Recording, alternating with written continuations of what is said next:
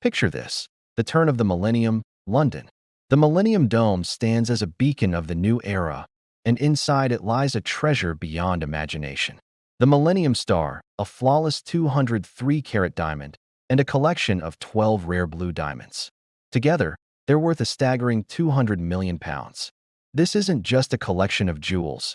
It's a national treasure, a symbol of perfection. And a local gang of hardened criminals decided they were going to steal it. This is the story of one of the most audacious, high-stakes, and ultimately disastrous heists in modern history. The plan was bold, to say the least. It was something straight out of a Hollywood blockbuster. The gang, led by experienced criminals Lee Wenham, Raymond Betson, and William Cockram, weren't planning a quiet, stealthy break-in. No, they were going to smash their way in broad daylight, using heavy machinery. Their weapon of choice? A modified JCB digger, reinforced with steel plating, like a makeshift tank. The idea was to crash through the perimeter fence of the dome, drive right up to the money zone where the diamonds were displayed, and use sledgehammers and nail guns to shatter the supposedly impenetrable glass case. Their getaway vehicle? A high-powered speedboat waiting on the nearby River Thames. It was a plan that relied on speed, shock, and brute force. They expected to be in and out in less than 4 minutes. What they didn't expect was that the police were already one step ahead, waiting to give them the surprise of their lives. So how did the police know?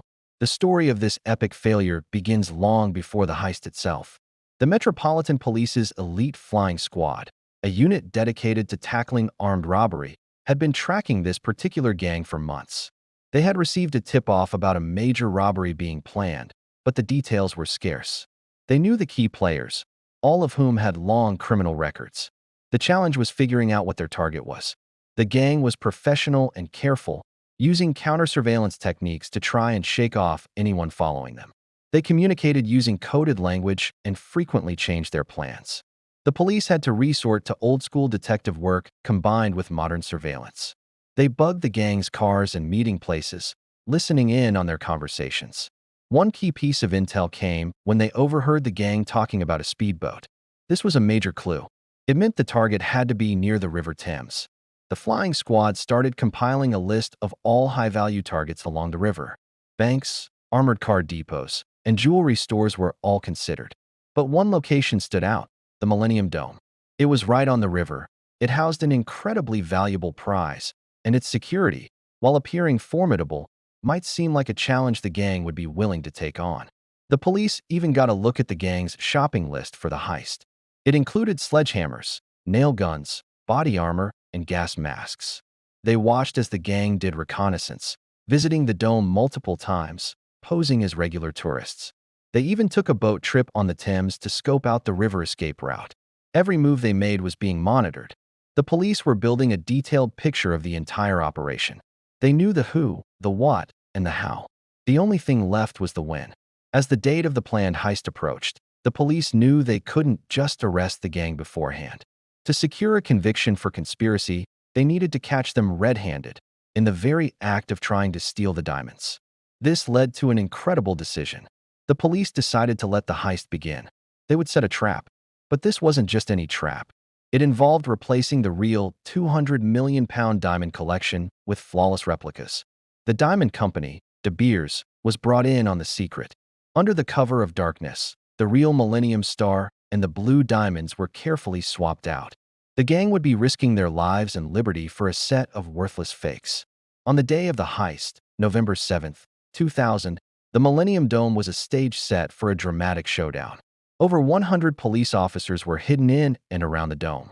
Some were disguised as cleaning staff, their brooms and cleaning carts concealing firearms.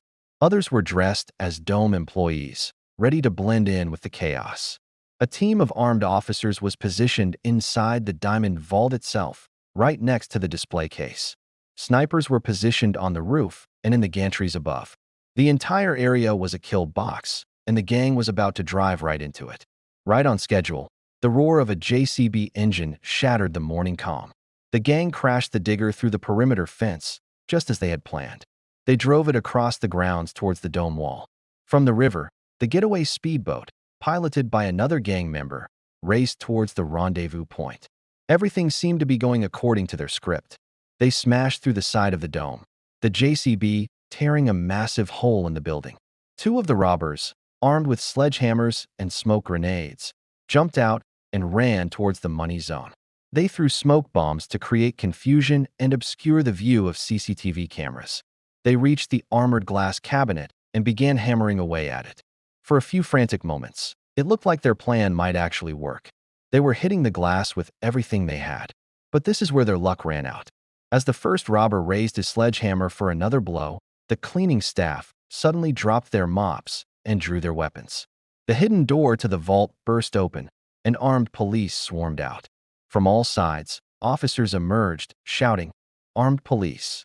Get down!" The robbers were completely surrounded. They had walked into the perfect trap. The men in the JCB, the men at the display case, and the man in the speedboat were all arrested on the spot. It was over in minutes. The most ambitious heist in British history had ended without a single diamond being touched. The aftermath was a media sensation.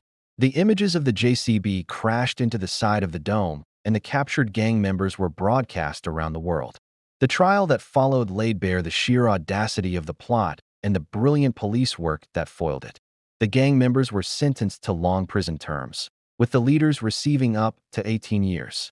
The operation was hailed as a massive success for the flying squad, a perfect example of proactive policing.